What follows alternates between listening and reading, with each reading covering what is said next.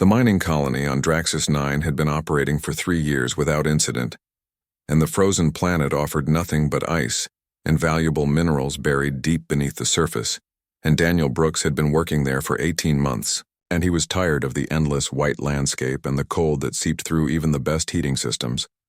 He was in Sector 7 checking the drill readings when the alarm started, and at first he thought it was just another equipment malfunction, because the cold played havoc with their systems, but then he heard the screaming over the communication channel, and he knew something was very wrong.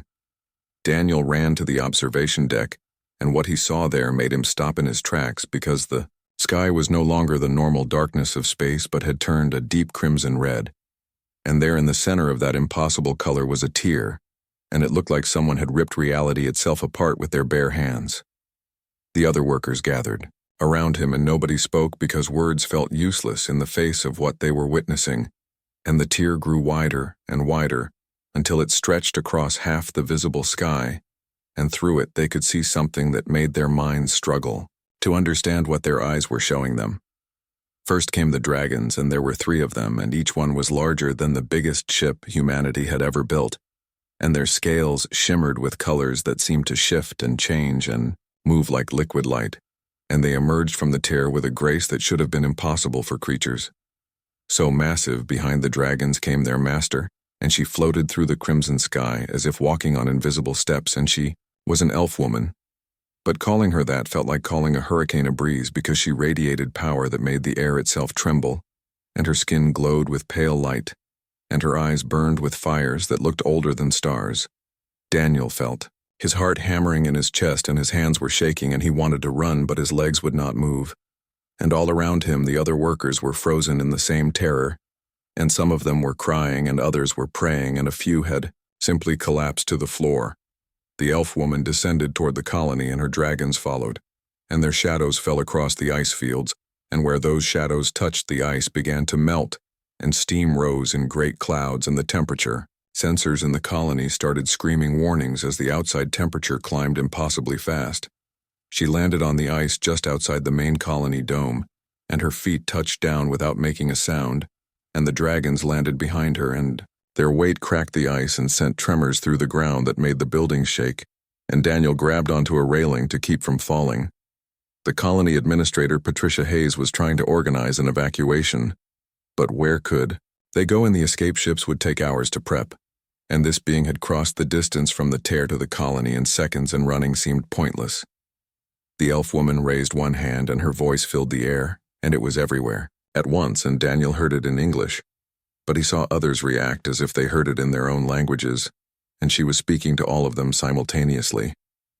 "I am Valara," and she said, "and I am the Hell Empress, and I have ruled dimensions beyond your counting, and I have burned civilizations to ash and raised new ones from the ruins, and I have watched your species spread across these stars, and you interest me."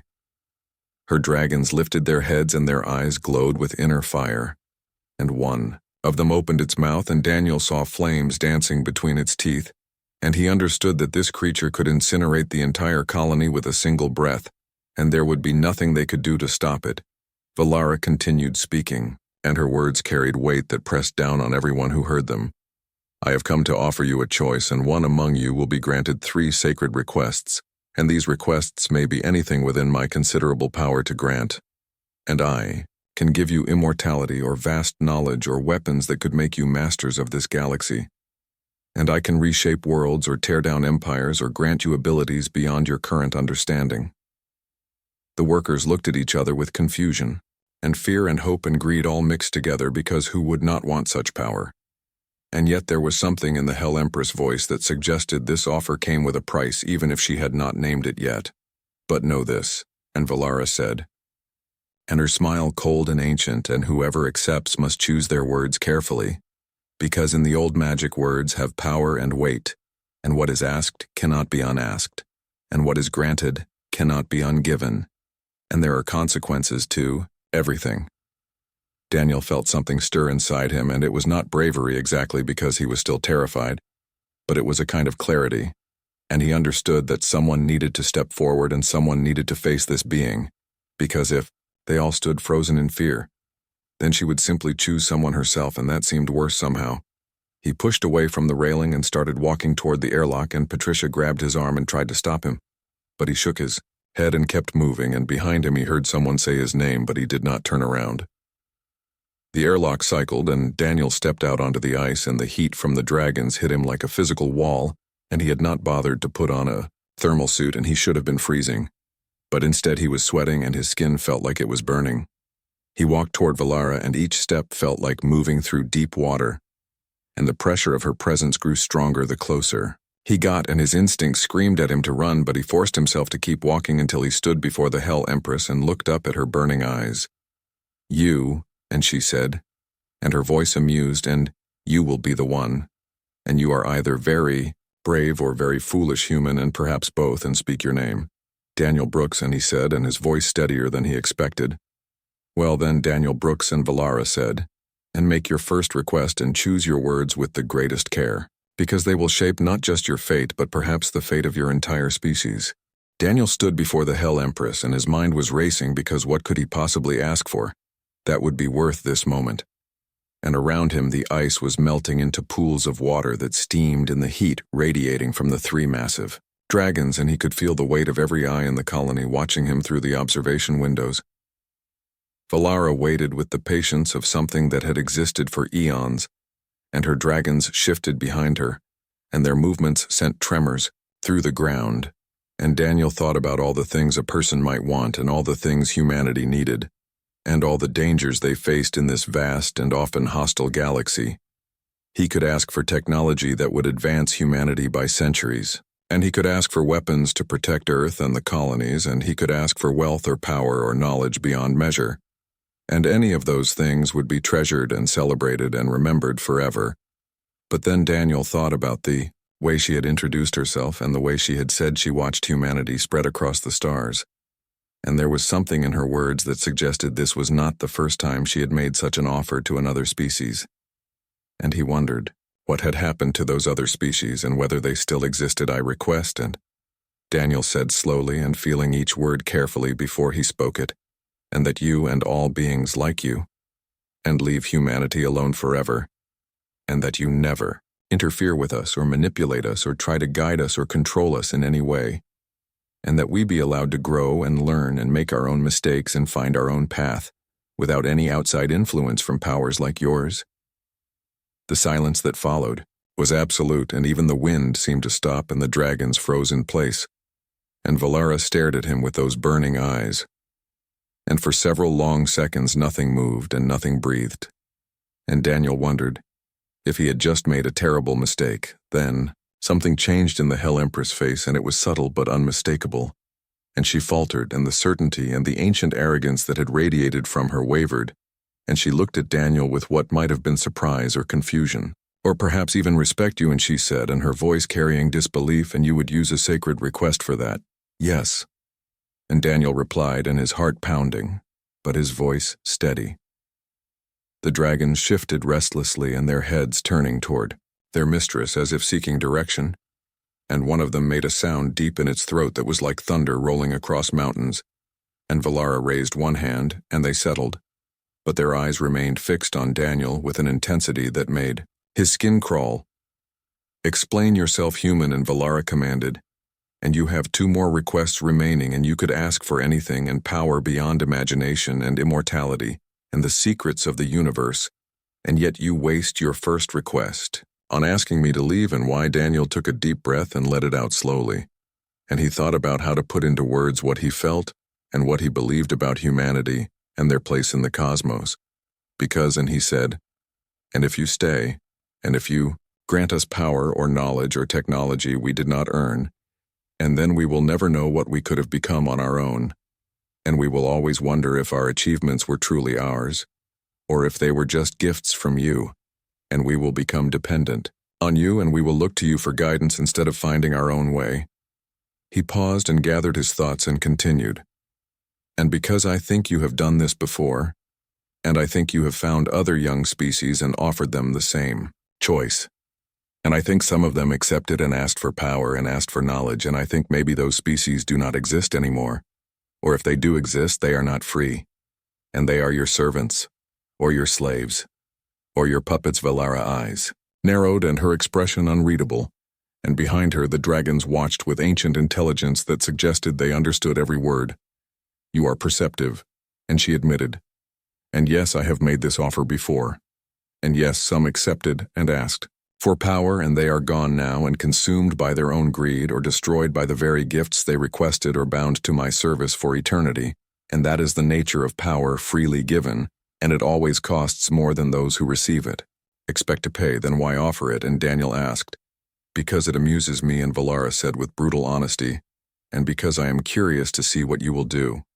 And because in all the millennia, I have existed, only 3 others ever made a request like yours, and only 3 others ever asked me to leave their species alone, and here her voice grew quieter, and those 3 species still exist, and they thrive, and they have grown strong without interference. And perhaps that is the real test." Daniel felt something shift in the air between them, and the pressure of her presence eased slightly. And when Valara looked at him now, there was something different in her gaze. "You understand what you ask," and she said, "and if I grant this request, I cannot return unless you invite me, and none of my kind can interfere with humanity in any way, and you will face the galaxy alone. And there are dangers out there, human, and dangers far worse than me, and species that will try to destroy you or enslave you, and you will have no protection from ancient powers. I know," and Daniel said, but we will face those dangers as ourselves, and we will grow stronger from the struggle, and we will learn and adapt and overcome, and that is what humans do. And we survive and we endure and we find a way, but only if we are allowed to do it ourselves."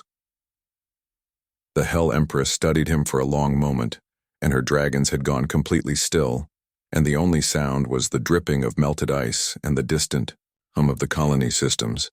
"Very well," Daniel, Brooks, and Valara said finally, "and I grant your first request, and from this moment forward, I and all beings of my kind shall not interfere with humanity, unless explicitly invited by your species as a whole, and we will leave you to your own destiny, and let us see what you make of yourselves." She raised her hand, and the crimson tear in the sky began to pulse with light, and her dragons lifted their heads and spread their wings, and Daniel felt power flowing through the air like an electric current, and he knew something fundamental had just changed in the universe. "You have 2 requests remaining," and Valara said, "and should you ever need them, and speak my name to the void, and I will hear. You and I will come, and perhaps by then you will have learned whether your choice today was wisdom or folly." The dragons launched themselves into the air, and their wings creating winds that knocked Daniel off his feet, and he fell onto the melting ice and watched as the Hell Empress rose back toward the crimson tear. And just before she passed through it, she looked back at him one last time and smiled, and it was not a cruel smile, but something almost like approval. The crimson tear closed behind Valara and her dragons, and the sky returned to its normal darkness, and Daniel lay on the melting ice staring up at the stars and trying to process what had just happened, and his entire body was shaking, and not from the cold but from the aftermath of standing before something so ancient and so powerful. Footsteps crunched on the ice beside him, and hands grabbed his arms and lifted him up, and Patricia Hayes was there, along with 6 other workers, and they were all talking at once and asking questions and demanding to know what he had been thinking. But Daniel could not focus on any of their words, because his mind was still replaying the encounter. They brought him inside, and the warmth of the colony hit him like a wall, and someone wrapped a thermal blanket around his shoulders, and someone else pushed a cup of hot coffee into his hands, and gradually the shaking subsided, and he was able to focus on the faces around him. "What did you do?" and Patricia demanded, and her voice sharp with fear and anger and concern all mixed together. "And what did you ask for?" "I asked her to leave us alone." And Daniel said quietly, "And I asked her, and all beings like her, to never interfere with humanity again." The room went silent, and people stared at him with expressions ranging from disbelief to anger to something that might have been awe, and Patricia sank into a chair and put her head in her hands. "You had 3 wishes, and someone said from the back of the room, and you could have asked for anything, and you used the first one to tell her to go away." "Yes," and Daniel replied, "You are either the bravest person I have ever met or the stupidest." And Patricia said, and looking up at him, and I honestly cannot decide which. "Maybe both," and Daniel admitted, but I think it was the right choice. Over the next few hours, the full weight of what had happened began to sink in, and the colony sent emergency transmissions to Earth and to the nearest military outpost, and within a day, ships began arriving to investigate. And scientists and military officers and government officials all wanted to interview Daniel, and all wanted to understand exactly what had occurred. The recordings from the colony cameras showed everything, and the arrival of the Hell Empress and her dragons and the conversation between Daniel and Valara, and analysts studied every frame and every word and tried to understand what it all meant. Some people called Daniel a hero, and they said he had saved humanity from becoming slaves to an ancient power, and they said his wisdom had given humanity the freedom to chart their own course, and others called him a fool, and they said he had thrown away the opportunity of a lifetime, and that humanity could have leaped forward centuries with the right requests. Daniel tried to ignore both the praise and the criticism, and he went back to work in the mines and tried to return to his normal life. But everything had changed, and people looked at him differently now, and some with respect and some with fear and some with resentment. 3 months after the encounter, Daniel was sitting in his quarters reading reports when his communication terminal chimed, and the message was from Earth and from someone very high up in the government, and it requested his presence at a meeting in Geneva. He took a transport ship back to Earth, and it was his first time returning since he had come to Draxus 9, and the blue planet looked beautiful from orbit, and he felt a pang of homesickness even though he had not missed it while he was away.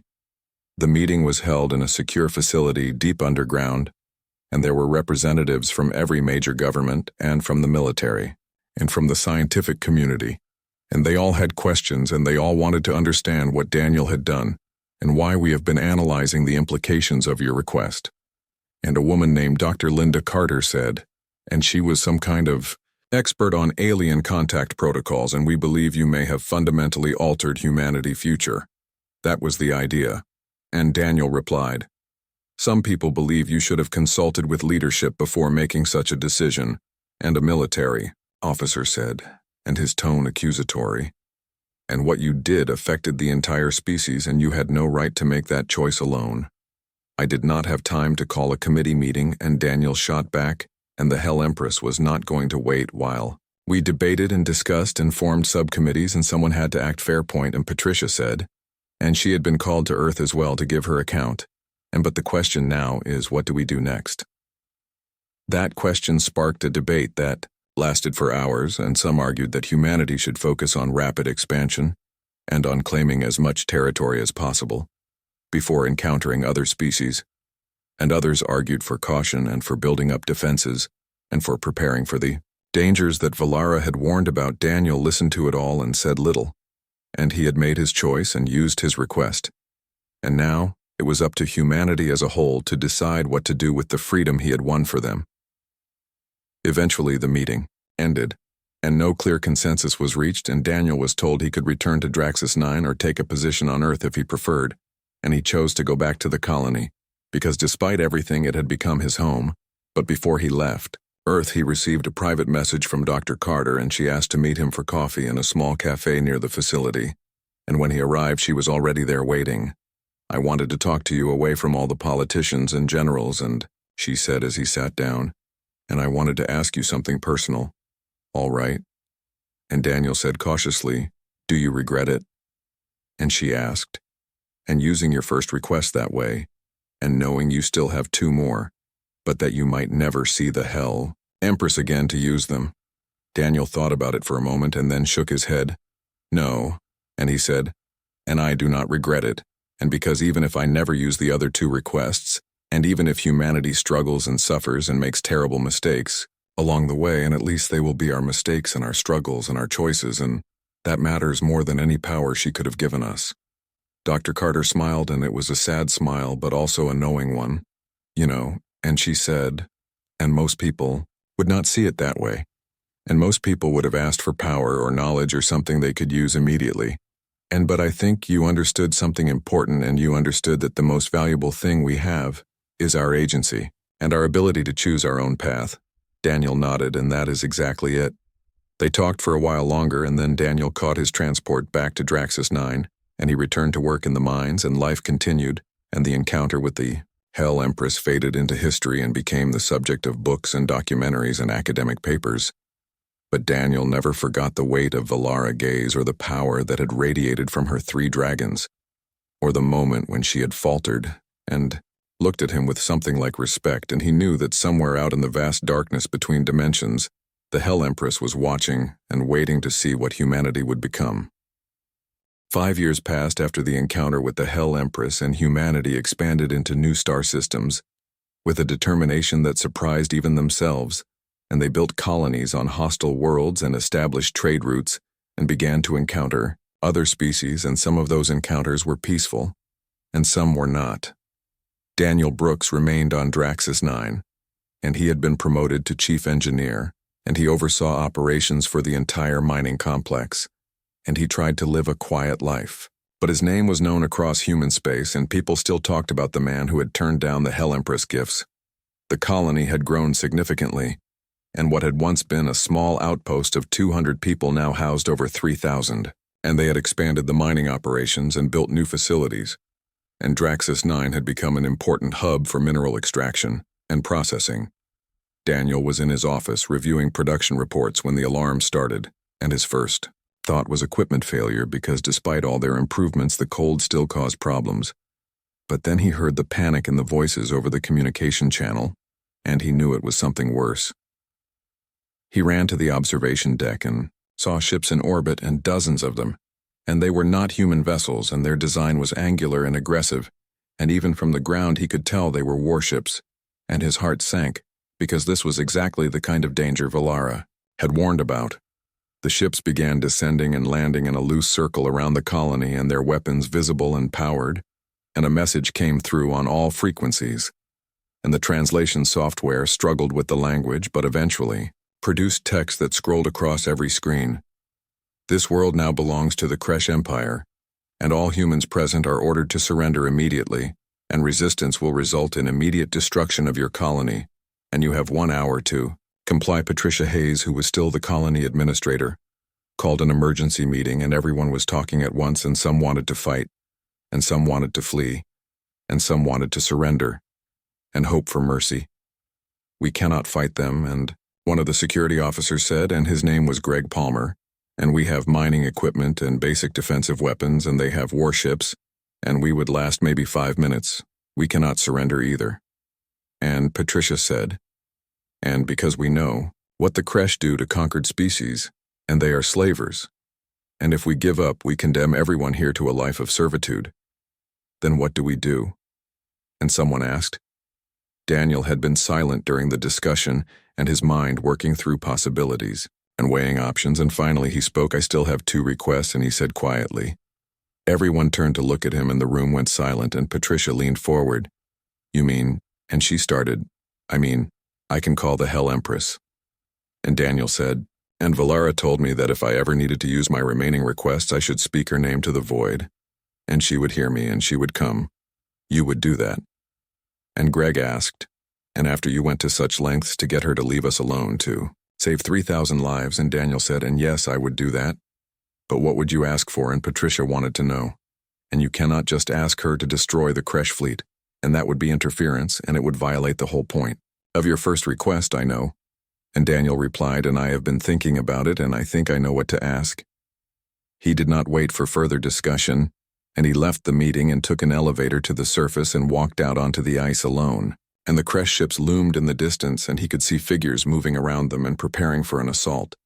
Daniel looked up at the sky and took a deep breath and spoke Valara, and he called out, and his voice carrying across the frozen plain, and Hell Empress, and I need you, and I am using my second request.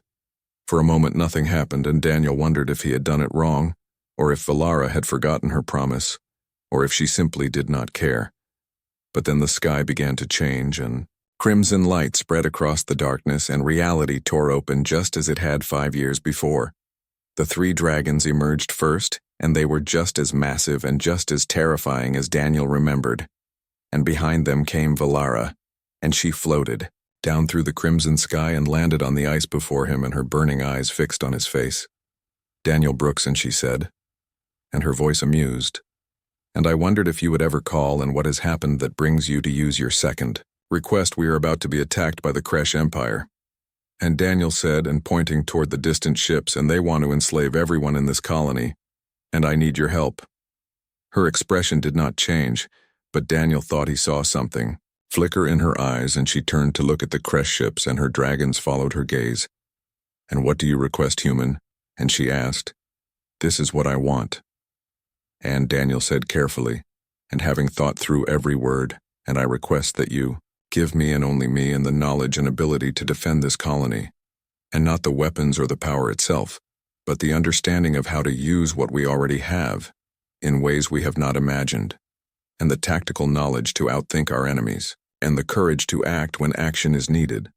Valara turned back to him, and a slow smile spreading across her face. "Clever," and she said, "And you do not ask me to fight for you. And you do not ask for power I would grant, and you ask only for knowledge, and for the ability to use it. And this does not violate your first request, because you are not asking me to interfere with humanity as a whole, but only to teach one human how to think differently." "Exactly." And Daniel confirmed. The Hell Empress raised one hand and placed it on Daniel's forehead, and her touch burning cold and burning hot at the same time, and power flowed through him, and knowledge flooded his mind, and he saw tactical possibilities he had never imagined, and he understood physics and engineering and strategy in ways he never had before, and he understood how to take the tools they had and use them in ways their designers never intended. It lasted only seconds, but when Valara pulled her hand away, Daniel was different, and he could see the colony defenses in his mind, and every piece of equipment and every weakness in the Kresh formation, and every opportunity for victory. "Your request is granted." And she said, "And now show me what humanity can do when given the chance to save themselves." The crimson tear closed, and Valara and her dragons vanished, and Daniel stood alone on the ice. But his mind was racing with possibilities, and he ran back to the colony and burst into the meeting room where everyone was still arguing. "I have a plan," and he announced, and we are going to win this." Over the next hour, Daniel directed the colony in a frantic preparation, and he had them reprogram mining drones into explosive devices and reconfigure the defensive shields into focused energy weapons and position equipment in ways that seemed random, but that he knew would create kill zones and choke points. The Kresh attacked exactly when their deadline expired, and they came with confidence and with contempt for the human mining colony, but they were not prepared for what met them. And Daniel had turned the entire facility into a trap, and every system and every piece of equipment worked together in harmony, and the mining lasers cut through their armor, and the explosive drones took out their heavy weapons, and the shield projectors created barriers that funneled them into ambushes. The battle lasted 3 hours, and when it was over, 12 Kresh ships were destroyed, and the rest had retreated, and not a single colonist had died, and only a handful were injured. And Daniel stood in the command center staring at the tactical displays and feeling the weight of what he had done. The victory over the Kresh fleet sent shockwaves through human space and beyond, and the story of how a single mining colony had defeated a superior military force spread quickly, and other species began to take notice of humanity, and they began to reassess their previous dismissal of these young upstart newcomers to the galactic stage. Daniel Brooks became even more famous than before, and military strategists from Earth came to study what he had done, and they tried to understand his tactics and replicate his success. But what they did not understand was that Daniel had not just been given knowledge, but the ability to see possibilities and to think in ways that others could not, and that was not something easily taught or transferred. The knowledge Valara had granted him did not fade, and it remained sharp and clear in his mind, and he found himself able to analyze problems and see solutions that others missed, and not just in military matters but in engineering and logistics and even in social dynamics, and it was both a gift and a burden, because he could see so much that needed fixing and so many ways things could be better. 6 months after the Kresh attack, Daniel was called to Earth again, and this time it was not for a meeting but for a ceremony. And the government wanted to award him medals and honors, and they wanted to parade him in front of cameras and crowds, but Daniel had little interest in any of that. He went because refusing would cause problems, and he stood on a stage in Geneva and accepted a medal for extraordinary service to humanity. And he gave a brief speech about courage and resourcefulness and working together. And he said all the things people wanted to hear. And then he tried to slip, away as quickly as possible, but Dr. Linda Carter found him before he could leave, and she pulled him aside into a quiet corridor away from the crowds. "You have changed," and she said without preamble. "And I saw the recordings of the battle, and I saw the way you moved and the way you thought, and that was not just training or experience, and that was something else." Valara granted my second request, and Daniel admitted, and she gave me knowledge and tactical understanding and the ability to see possibilities I could not see before. "And how do you feel about that?" and Linda asked. Daniel was quiet for a moment and considering the question carefully. "Grateful," and he said finally, and terrified. "And because I can see so much now, and I can see all the ways humanity is vulnerable and all the threats we face and all the mistakes we are making. And sometimes, I wish I could go back to just being a simple engineer who worried about drill malfunctions and production quotas." "You still have one request left," and Linda observed. "Yes," and Daniel confirmed, and I have thought about it constantly, and I have thought about what I might ask for and what would be worth using that final request, but I have not found an answer yet. Maybe you are not supposed to use it," and Linda suggested, and maybe the real value of that third request is in having it available and in knowing you have one more option if you truly need it. Maybe, and Daniel agreed, but I hope I never need it, and I hope humanity can handle whatever comes next without me having to call on the Hell Empress again. He returned to Draxus 9 and tried to resume his normal life, but things were never quite normal again, and his reputation brought visitors, and some wanted to learn from him, and some wanted to recruit him, and some just wanted to meet the man who had twice dealt with the Hell Empress and lived to tell about it. 10 years passed, and humanity continued to expand, and they encountered more alien species, and made alliances with some and fought wars with others, and they learned and adapted and grew stronger, and they did it themselves without intervention from ancient powers. And Daniel watched it all, and felt a quiet pride in what his first request had enabled. Daniel was now 43 years old, and he had gray in his hair and lines around his eyes, and he was no longer the young engineer who had stepped out onto the ice to face an impossible being, and he had become something else, and someone who carried knowledge that few possessed and responsibilities he had never asked for. One night he was alone in his quarters when he felt something change in the air, and reality rippled around him. And suddenly Valara was standing in his room, and her dragons were nowhere to be seen, but her presence was unmistakable. "Hello, Daniel Brooks," and she said, and her voice soft but still carrying that ancient power. He was not as frightened as he had been the first time, and he had faced her twice already, and survived both encounters, and he simply nodded in greeting. "Hello, Valara," and he replied, "And I did not call you, and why are you here?" "I came to see how you are doing," and she said, and sitting down in his desk chair as if she visited all the time. "And you used your second request wisely, and the battle with the Kresh was impressive, and you understood exactly what I had given you, and exactly how to use it without violating the spirit of your first request." "Thank you," and Daniel said cautiously, but that does not explain why you are here now." "I am here because I am curious," and Valara admitted, "and humanity has grown in the years since I left them alone, and they have faced challenges and overcome them, and they have made mistakes and learned from them, and they are becoming something interesting and something unique among the younger species. I have encountered." Daniel sat down on his bed and studied her. "You said only 3 other species ever asked you to leave them alone, and," he said, "and what happened to them? They thrived." And Valara replied, "And just as you are thriving, and one of them eventually advanced beyond physical form entirely, and another spread across their entire galaxy, and the third created a civilization based on principles of cooperation and mutual growth that still stands after 10,000 years, and they all succeeded because they did it themselves, and the ones who accepted your power." And Daniel asked, "Most are gone." And she said, and her expression, neutral and consumed by their own ambition or destroyed by enemies they made in their rush to expand or enslaved to my service, when they could not pay the price their request demanded and power given freely, is never truly free. Why do you do it? Then and Daniel wanted to know, and if you know, most who accept will fail. And why offer at all?